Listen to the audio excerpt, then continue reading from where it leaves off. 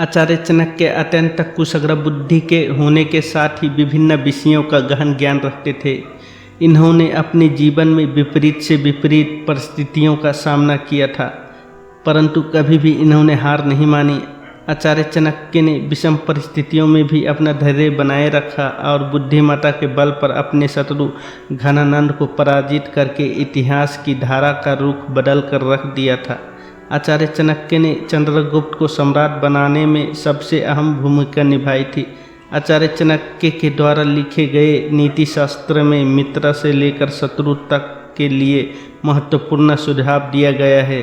आचार्य चाणक्य ने नीति शास्त्र में कुछ ऐसी महत्वपूर्ण बातें बताई हैं जिन्हें यदि ध्यान में रखा जाए तो अपने शत्रु को पराजित किया जा सकता है।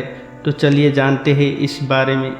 जब स्वयं से शक्तिशाली हो शत्रु, युद्ध भूमि से पीठ दिखाकर भागने को भले ही लोग कायरता कहते हैं, लेकिन आचार्य चाणक्य का कहना है कि यदि शत्रु आपसे शक्तिशाली हो या अचानक आपके ऊपर आक्रमण कर दे और उस स्थिति में आप कुछ भी करने योग्य ना हो, तो उस परिस्थिति में छिप जाना ही उचित होता है, क्योंकि जब प्राण बचे रहेंगे तभी आप शत्रु पर विजय प्राप्त कर सकते हैं।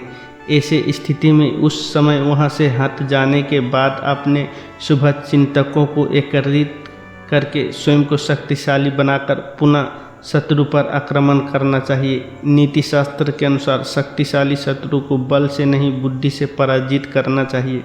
शत्रु को कमज़ोर समझने का ना करे भूल। आचार्य चाणक्य कहते हैं कि कभी भी अपने शत्रु को कमज़ोर समझने की भूल नहीं करनी चाहिए। जो व्यक्ति अपने शत्रु को कमज़ोर समझने की भूल करता है वह अवश्य ही नुकसान उठाता है। शत्रु को कमज़ोर समझकर अक्सर लोग लापरवाह हो जाते हैं और यही सबसे बड़ी गलती होती है। शत्रु की गतिविधियों पर रखे नज़र।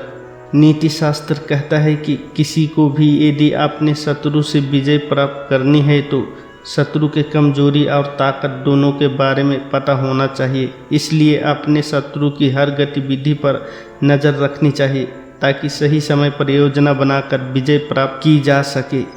शत्रु की प्रत्येक जानकारी होने पर उसके ऊपर विजय प्राप्त करना अत्यंत सरल हो जाता है।